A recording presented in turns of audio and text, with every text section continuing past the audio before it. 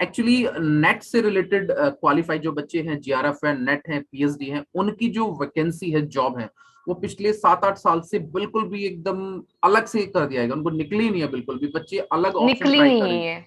तो मतलब आप क्या जी। देखते हैं, अगर ऐसे सब सारी जॉब खत्म होती चली जाएंगी, 15-20 हजार में स्टूडेंट को रखा जाएगा, लेक्चरर को कॉलेज में रखा जाए, तो क्या तो उनका भविष्य हो गया, और 20 हजार में क्या वो स्टूडेंट को एक एजुकेशन दे पाएंगे। अब दिल्ली यूनिवर्सिटी के काफी जो एसोसिएट प्रोफेसर, उनसे भी मेरी बात होती है। आप मानेंगे नहीं, पहले जहां उनको 40-50 हजार रुपए मिल जाते थे अटॉक बेसिस पे, अब वो लेक्चर बेसिस पे घट के 25 हजार रुपए हो गए। दिल्ली जैसे शहर में रहना, 25 हजार रुपए कमाना और जी बच्चों को सर। पढ़ाना, ये कहाँ का एक तुकबंदी लगती है आपको? क्या सोचते हैं मतलब इसके लिए आप? गलत है, क्योंकि इसीलिए सर एडॉक पैनल जो ये एडॉप्शन पे रखते हैं, जो सिस्टम इन लोगों ने रखा है, चाहे वो स्कूल हो चाहे कॉलेज हो, नेट क्वालिफाई के लिए चलो कॉलेज में रखते हैं लोग, वो इसीलिए इनके लिए तो वो फायदे वाली चीज है ना, यूनिवर्सिटी वालों के लिए या गवर्नमेंट के लिए या प्राइवेट में जो भी है, क्योंकि कम पैसे में उनका काम होता है। अगर वो प्रॉपर वैकेंसी निकाल के बच्चों को रखेंगे तो उस पे तो फिर उनका क्योंकि उनको फिर पूरा पे स्केल देना पड़ता है इनको, देना पड़ता। बट वो ये देना नहीं चाहते। एक मैं नम्रता से एक सवाल पूछना चाहूंगा, जब देश का हर साल बजट पास होता है, एजुकेशन का बजट डेफिनेटली बढ़ा है हर साल देखा जाए, तो वो बजट कहाँ पे स्पेंड हो रहा है? जब बच्चों को नौकरियां नहीं मिल रही हैं, यूनिवर्सिटी में डॉक बेसिस पे लगाए जा रहे हैं, लेक्चर बेसिस, तो वो जो फंड्स है वो कहाँ पर यूटिलाइज किया जा रहा है? मतलब आप मुझे नम्रता बताइए एक बार। सर वो फंड्स कहाँ जा रहे हैं वो तो किसी को नहीं मिलता, वो सिर्फ और सिर्फ गवर्नमेंट जानती है, क्योंकि उनसे जितनी बार बोला गया है कि मतलब वो पब्लिक अकाउंट्स कमेटी जो है बेसिकली जो इन्हें बोलती है कि आप अकाउंटेबिलिटी दीजिए, जब अकाउंटेबिलिटी देने से ही गवर्नमेंट ने मना कर दिया है, तो इस बारे में फिर और कोई नहीं बता सकता कि वो पैसा जाकर है, क्योंकि वो नहीं जा रहे। आईआईटी खड़गपुर के एक यूनिवर्सिटी के आईआईटी खड़गपुर के, हाँ, वहीं के 26 इयर्स से पढ़ा रहे थे, एक रिनाउंड प्रोफेसर थे, उन्होंने तक ने बोला था जब मिनिस्ट्री ऑफ एजुकेशन का नाम एचआरडी था, एचआरडी था, कि राइट राइट राइट। क्योंकि तब उन्होंने रेज किया था, विसल ब्लो किया था इस इशू को, कि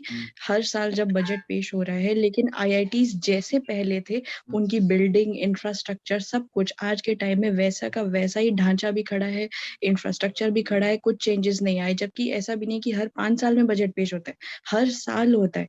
इतने करोड़ रुपए का एजुकेशन सेक्टर में बजट आता है, जा कहाँ रहा है? जब आईआईटीज में नहीं आ रहा तो बाकी यूनिवर्सिटीज की तो बात ही अलग है। तो मतलब आप जा कर रहा है वो सिर्फ और ये सिर्फ कहना गवर्नमेंट चाह रहे जानती हैं है, कि और वो अकाउंटेबिलिटी नहीं लेती। यूनिवर्सिटी की तो जो खस्ता हालत चल रही है वो चल रही है, और हमारे देश के इतने जो इम्पोर्टेंट और प्रेस्टिजियस जो चीजें हैं, आईआईटी है या फिर आईएमटी है, जो मैनेजमेंट की कोर्सेज और कराते हैं, जिन्होंने उनकी भी ये हालत बहुत इशू खस्ता है। विसल ब्लो किया था, जो ये नॉलेज में लाए थे, उन्हें जबरदस्ती रिजाइन करने पे भी मजबूर कर दिया गया, because he went against the government. Government, हाँ, ऑब्वियस सी बात है, ये एक गलत चीज है और नहीं होनी चाहिए, मैं मानता हूँ बिल्कुल। तो एक सवाल और भी है, आप लोग जब नेट आपने क्वालिफाई किया है, जब आप लोग इतने टाइम से नेट क्वालिफाई करके आ रहे हैं, तो सबसे बड़ी जो प्रॉब्लम नम्रता आपको फेस की नेट क्वालिफाई करने के बाद, क्योंकि एक जाम होता है कि मैंने नेट क्वालिफाई किया है, क्योंकि नेट पास करना भी अपने आप में एक बहुत बड़ा काम है, कोई इजी टास्क नहीं है मेरे हिसाब से, आप भी ये चीज मानती सो होंगी। मेरे लिए उतना टफ नहीं था, क्योंकि मैं उसके पहले यूपीएससी प्रिपरेशन कर नहीं, चुकी आप थी। नहीं यूपीएससी तो प्रिपरेशन कर रहे थे, बट फिर भी आपने इस कंपटीशन में एंटर करके, मतलब देखो, कोई नॉर्मल आदमी तो हाँ, नेट को नहीं क्वालिफाई कर सकता, मतलब आपने करने के बाद हर लगा कोई मैंने नहीं कि कर वो सकता। नहीं कर सकता, तो वो करने सब्जेक्ट के पे बाद कमांड होना सबसे जरूरी है। पहले जो इंपॉर्टेंट एक प्रॉब्लम फेस की आपने, वो क्या थी? आपके सामने क्या प्रॉब्लम आई थी जब आपने कभी सोचा भी नहीं था कि नेट से पहले ये प्रॉब्लम भी आ सकती है अगर क्वालिफाई मैंने कर लिया तो? सबसे इंपॉर्टेंट प्रॉब्लम क्या है आपके सामने जो आपने सोचा ही नहीं था, मतलब कि ये भी हो सकता है? सर मैंने तो मतलब क्योंकि यूपीएससी सिंस उस वक्त हुआ नहीं था, when I gave my 2 attempts, then मैंने इसे एज अ बैकअप ऑप्शन रखा कि मैं नेट कर लेती हूँ, एज अ लेक्चरर एक बैकअप ऑप्शन बहुत अच्छा रह जाएगा। लेकिन फिर वही प्रॉब्लम आई कि नेट क्लियर करने के बाद वैकेंसीज नहीं मिल रही थी, जॉब नहीं मिल रही थी, तब मुझे लगा थोड़ा ड्रॉबैक की एज अ बैकअप ऑप्शन जो मैंने प्लान बी ले लिया है, इसकी जॉब सिक्योरिटी इतनी नहीं है, नेट निकाल के भी बैठे हैं लेकिन जॉब आ नहीं रही है, मिल नहीं रही है। और वैसे भी ऐसा नहीं है कि कोई टेक्निकल सब्जेक्ट है हमारा नेट से कि पीएसयू में जॉब मिल जाएगा या कहीं वैसे मिल जाएगा, तो ह्यूमैनिटीज बैकग्राउंड से, तो उसके लिए या तो कॉलेज आप पीएचडी यूनिवर्सिटी में के अंदर जाएंगे। बहुत सारे बच्चे हैं, आज भी मान के चलिए कि कम से कम 50+% जो रहता है, मतलब वो ह्यूमैनिटीज के हम्म, स्टूडेंट का रहता है, साइंस स्टूडेंट भी होते हैं, कॉमर्स भी हम्म, होते हैं, बहुत सारी चीजें होती हैं। हर हम्म, चीज की इक्वालिटी है, जब न्यू एजुकेशन पॉलिसी में इतनी हम्म, फ्रीडम दी गई है कि कोई भी कोर्स आप हम्म, कर सकते हो, तो ऑब्वियसली बात है वो लेक्चरर, वो एसोसिएट प्रोफेसर भी तो हम लोगों को चाहिए होंगे ना, कि जो एक क्वालिफाइड एग्जैक्टली। है, जो बच्चों को पढ़ा सकते हैं, तो वहां कहीं ना कहीं दिक्कत है। आपसे मोनिका एक अगला मेरा सवाल है कि जो नेट क्वालिफाई ऑलरेडी जो बच्चे कर चुके हैं, उनका भविष्य आप क्या देखती हैं? अब आगे क्या जॉब खतरे में है, मिलेगी या नहीं मिलेगी? आप क्या सोचती हैं इसके लिए रिलेटेड मोनिका? सर पहली बात तो वैकेंसी नहीं आती है।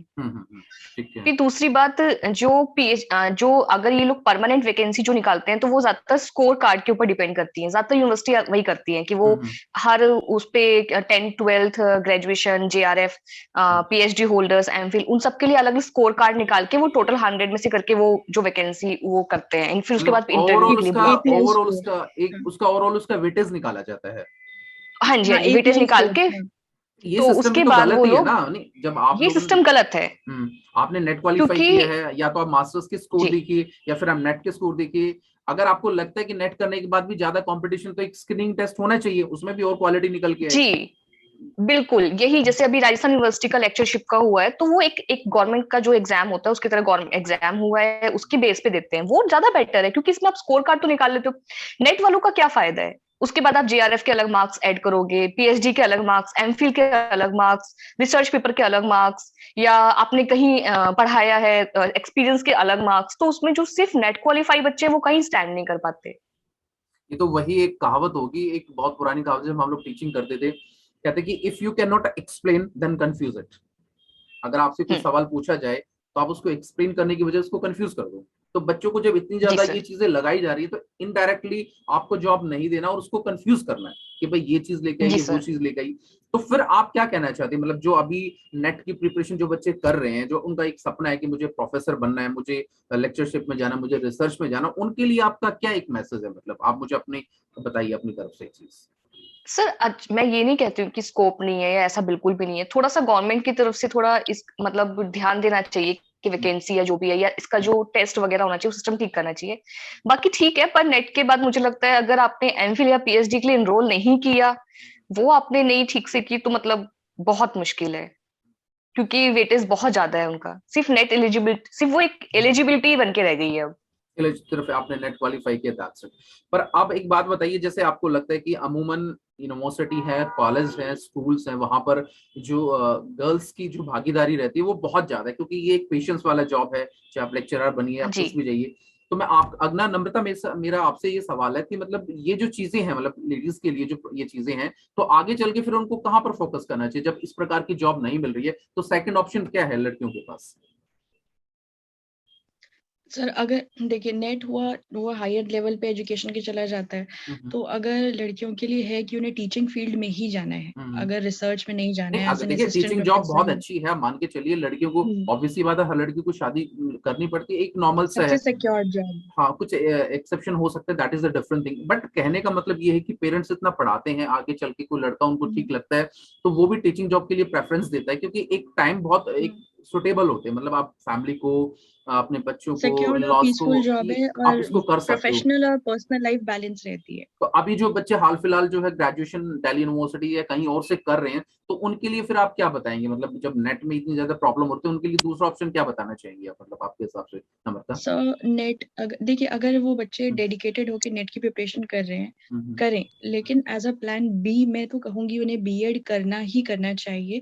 बिकॉज वो आपका फ्यूचर भी सिक्योर कर देता है, प्लस आपके लिए एक फॉल बैक और मतलब वो प्लान बी सेट कर देता है कि अगर नेट कहीं नहीं हो रहा है तो आप ईयर्स ना वेस्ट करें, क्योंकि ईयर्स बहुत क्रूशल है। हर साल कंपटीशन आ रहा है, हर साल कंपटीशन बढ़ रहा है। आप नेट 2019 में निकाल लिए, लेकिन 20 में फिर अगला अगला बैच तैयार है, अगले बैच आ रहे हैं, बढ़ तैयार रहे है, हैं राइट। आगे। तो हाँ, तो हर साल और भी बच्चे नेट निकाल रहे हैं, फिर अगले साल 2021 में भी बच्चे आ रहे हैं, वो भी नेट निकाल रहे हैं, तो आप तो पीछे रह जाएंगे ना। तो इसलिए प्लान बी भी तैयार रखिए, ताकि और भी जो गवर्नमेंट जॉब्स आ रही हैं, केवीएस की है, नवोदय की है, बीएड के साथ बहुत सारे ऑप्शन है, तो वो भी आपको इतनी सिक्योर जॉब देते हैं, पे भी अच्छी देते हैं, आप वो कर सकते हैं बीएड के साथ। तो ये है कि नेट करें, क्योंकि डेडिकेशन है, काफी बच्चों का पैशन होता है, लेकिन उसके साथ प्लान बी बीएड जरूर करके चले, क्योंकि वो भी एक बहुत रिस्पेक्टफुल और बहुत ही अच्छी एक जॉब देता है, पैकेज और सैलरी। मतलब आप कहना केवीएस चाह रहे हैं हुआ कि और लाइफ के नवोदय हुआ। अगर गाड़ी के चार पहिए चल रहे हैं, तो हमें पता है कि अगर कोई हम्म। प्रॉब्लम है तो एक स्टेपनी हमारे पास होनी चाहिए आगे चल के। एक हम्म। रोजी रोटी इंसान को कमानी है, फिर उसके लिए वो भी चीज होनी है, वो बात बिल्कुल सही है आपकी। हम्म। अगला सवाल मेरा मोनिका आपसे है, जैसे जी सर। जो बच्चे नेट कर लेते हैं, या जो PhD कर लेते हैं, GRF कर लेते हैं, उनको जॉब नहीं मिलती, मान लीजिए कोई बात नहीं, अब नेट करने के बाद सारी चीज करने के बाद वो किसी स्कूल में जाते हैं, तो स्कूल भी उनको जॉब नहीं देता है। क्योंकि वो उनकी एलिजिबिलिटी पे, हालांकि देखिए एलिजिबिलिटी बहुत बड़ी है, बट उनको बीएड चाहिए। तो जो बच्चे नहीं है तो उनके लिए फिर आप क्या बताएंगे, मतलब उनको बीएड करना चाहिए या फिर नहीं करना चाहिए? मान लो अगर उनको सर अब स्कूल। अगर हम्म। जी, अगर जॉब यही है कि नहीं जॉब चाहिए क्योंकि सबको चाहिए। आज के राइट। टाइम में हर किसी को एक सेटलमेंट चाहिए। सेटलमेंट तो चाहिए, फिर तो राइट। वही जो नम्रता जी ने बोला है कि बीएड ही फिर बेस्ट बेटर ऑप्शन है। अगर नहीं आपको पीएचडी के बाद भी अगर आपको अगर क्योंकि कॉलेज में आजकल यूनिवर्सिटीज में जॉब मिलना बहुत मुश्किल है, बहुत मुश्किल है, राइट। वैकेंसी नहीं है ना। स्कूल में तो फिर भी चलो हमारे पास बहुत सारे ऑप्शन है और वैकेंसी भी ज्यादा होती है, गवर्नमेंट की तरफ से भी हर बार निकलती है। तो फिर बीएड ही बेटर ऑप्शन है ये है कि मान ली बाई कि चांस अगर एटलीस्ट गवर्नमेंट स्कूल में आपकी जॉब नहीं लग पाती तो प्राइवेट बहुत सारे सेक्टर्स है, आपके पास नॉलेज है तो वो अच्छा आपको पे कर सकते हैं। मतलब एक प्रकार का आप कोचिंग अपनी फैमिली। सेंटर्स हैं, बहुत सारे हैं, स्कूल हैं जो प्राइवेट स्कूल हैं, चलो वो भी हम्म। थोड़ा बहुत देते हैं। बाकी जो कोचिंग सेंटर्स हैं वहां पर भी आप अप्लाई कर सकते हैं, तो उस चीज का काफी फर्क पड़ता है। ये सारी चीजें मतलब कहीं ना कहीं मतलब आ जाती है इस चीज को लेके। जी, अब जैसे मैं ड्यूक के एडॉक पैनल में हूँ, मैंने हम्म। अपना करवा है, तो उसमें मुझे कई बार राजस्थान से भी मुझे कॉल आई है कोचिंग हम्म। सेंटर्स में पढ़ाने के लिए, हम्म। कि वहां से उन्होंने नंबर लिया है, तो उस नंबर थोड़ा सा दिया। इस चीज का फर्क पड़ता है। फर्क पड़ता है, फर्क पड़ता है। तो फिर अभी एक सबसे बड़ा सवाल ये नम्रता आपसे मैं पूछना चाहूंगा, क्योंकि जिस हिसाब से कोविड पिछले 2 साल से देश के अंदर फैल रहा है कि जो बच्चे टीचिंग कर रहे हैं या फिर स्कूल भी बंद है, यूनिवर्सिटी भी बंद है, तो ऐसे में उन बच्चों के पास एक लास्ट ऑप्शन क्या बचता है कि वो अपनी स्टडी को कंटिन्यू रखें, और जो कहीं पढ़ा रहे हैं उनको रोजगार नहीं मिला तो वो क्या करें? थोड़ा सवाल मुश्किल हो सकता है, मतलब आप इसका बताइए।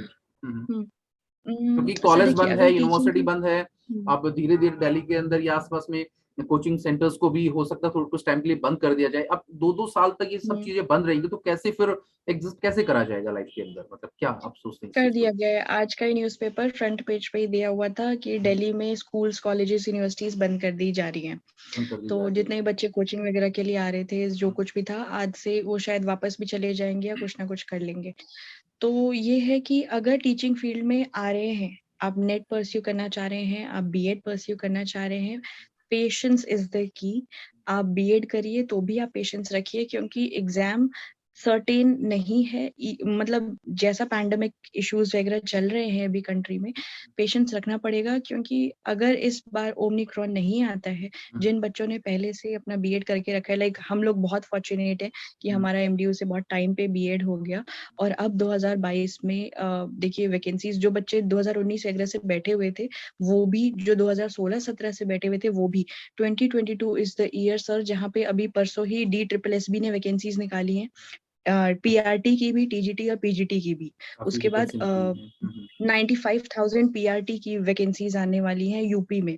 फिर अप्रैल में एलटी ग्रेड की टीचर्स की, फिर पीजीटी यूपी में टीजीटी और पीजीटी दोनों की 27,000 वैकेंसीज आने वाली है। मतलब जिन्होंने अभी तक पेशेंस रखा है उनके लिए 2022 का ईयर है। तो वही जिन्होंने, मतलब हाँ वो भी है, लेकिन जिन्होंने नेट करके रखा था सिर्फ वो तो बैठे रह जाएंगे। जिन्होंने as a backup option BEd किया था उनके लिए वो बहुत कहीं ना लकी कहीं ईयर ट्राई कर साबित। सकते हैं, ये बिल्कुल सही